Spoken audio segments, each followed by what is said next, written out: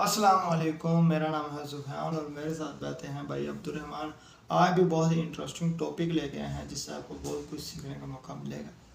जी अस्सलाम वालेकुम। वालेकुम अस्सलाम। आपको पता है कि हमारी एक सीरीज़ चल रही है लुक फैशन के हवाले से, look fashion importers and exporters. जी अल्हम्दुलिल्लाह मैं लुक फैशन का ऑनर हूँ और इससे पहले हम हसन भाई से फैब्रिकेशन के हवाले से पूछ रहे थे जी और आने वाले दिनों के अंदर हम प्रैक्टिकल वीडियोस भी आपको दिखाएंगे।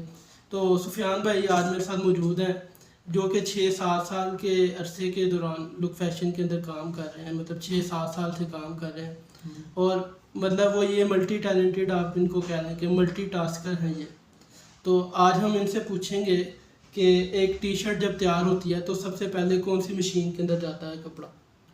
भाई, जब टी शर्ट तैयार होती है सबसे पहले जो है ना ओवरलॉक पे जाता है। ठीक है, उसमें ये जो शोल्डर है ना ये सिलाई होते हैं। अच्छा, जी और ओवरलॉक की खासियत क्या है? ओवरलॉक जो मशीन है उसकी क्या खसूसियत है? भाई, वो उसके 4 धागे होते हैं। ठीक है, अच्छा, वो सिलाई पकड़ लेती है। ठीक है, वो ये शोल्डर सिलाई होता है ना, इसके ऊपर जो फ्लैट लॉक है वो शोल्डर लग के उसके ऊपर एक फ्लैट लॉक होती है, वो उसकी सिलाई लगती है, फिर वो मजबूती हो जाती है उसके साथ। और ओवरलॉक के बाद जो दूसरा ऑपरेशन है वो कौन सा होता है? वो फ्लैट लॉक का होता है ना, अच्छा, वो ऊपर सिलाई लगती है उसकी। फ्लैट लॉक होता है। फ्लैट लॉक के बाद कौन सा होता है? उसके बाद फिर ओवरलॉक पे आता है अच्छा, पीछे। वो फ्लैट लॉक होके उसके बाद ये गला जो होता है ना, ये वाला सामने वाला, ये सिलाई होता है ओवरलॉक पे। और फिर उसके बाद फ्लैट लॉक हो गया, ओवरलॉक हो गया और जी। उसके बाद जो है ना सिंगर पे आते हैं। अच्छा, पीस सिंगर पे आता है, ये पीछे नेक टिप होती है। ठीक है, साइज भी लगाते हैं, कोई साइज नहीं लगाते, कोई साइज भी लगाते हैं।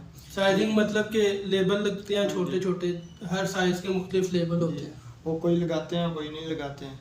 ठीक है, वो नेक टिप लगती अच्छा, है यहाँ वो। पर मैं आपको कुछ बताता चलूँ कि अगर आपका साइज लेबल नहीं लगा हुआ तो वो प्रिंटिंग की फॉर्म के अंदर लगा दिया जाता है। तो साइज लेबल भी आपको दिखाएंगे, वक्तन फवक्तन सारी चीज़ें दिखाएंगे। जी तो पहले मैं चाह रहा था कि थोड़ा सा इंट्रोडक्शन हो जाए, हम कटिंग के प्रोसेस से लेकर सारा प्रोसेस दिखाएंगे लुक फैशन के अंदर इंशाल्लाह। तो उसके बाद क्या होता है? वो सिंगर पे आता है। सिंगर मशीन होती है जो आम घरों में सिलाई के लिए होती है, वही सिंगर मशीन होती है जिसको जोकी कहते हैं, जोकी ठीक है, मशीन ठीक कहते है, हैं। वो नेक टेप उसके साथ रखी है, ये पीछे वाली नेक टेप होती है वो लगती है उस पर। ठीक है। उसके बाद फिर वो ओवरलॉक पे आ जाता है। ज़्यादा ठीक है। काम जो है ना वो ओवरलॉक का होता है। और ये जो बाजू की स्टिचिंग होती है ये किस जी। मशीन के ऊपर होती है? ये बाजू की जो नीचे वाली होती है ये फ्लैट लॉक पे होती है, डबल सिलाई लगती है। ठीक है, और जो शर्ट का घेरा होता है सामने वाला, ठीक है, वो भी फ्लैट लॉक पे होता है। ठीक है। और आपको जो मशीन ऑपरेट करने में मसला आता है वो कौन सी मशीन होती है?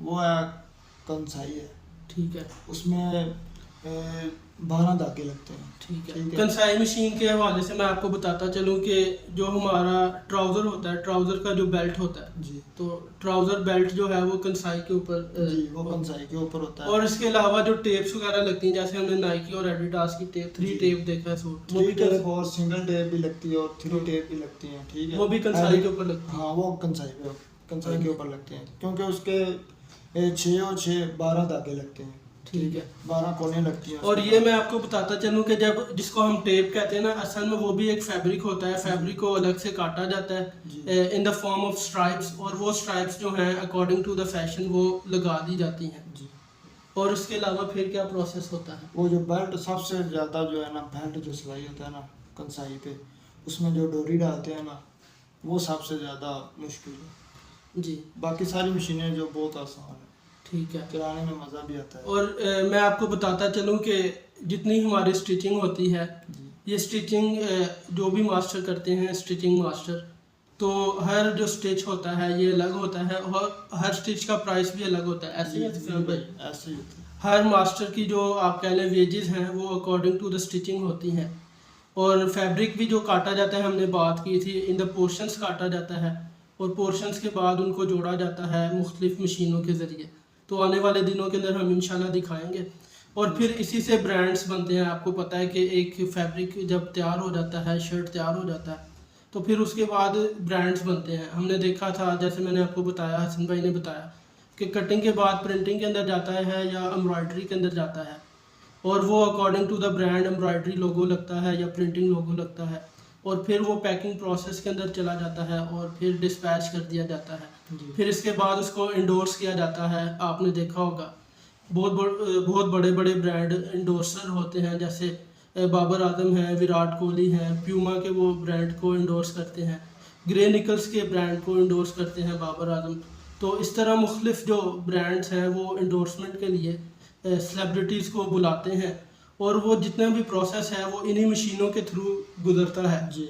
आप कह लें कि बहुत जो निचले लेवल के या मिडिल क्लास लोग जो हैं उनकी मेहनत की वजह से इतने इतने बड़े ब्रांड बनते हैं। अगर ये स्टिचिंग अच्छी नहीं करेंगे तो हमें भी जो है वो लॉस होगा। जी। तो इंशाल्लाह हम आने वाले वक्तों में मज़ीद इसको डिटेल्ड ओरिएंटेड बनाएंगे और मज़ीद सीखने की भी कोशिश करेंगे। अल्लाह ताला मुझे और आपको कामयाब करे। बहुत शुक्रिया। जज़ाकल्लाह।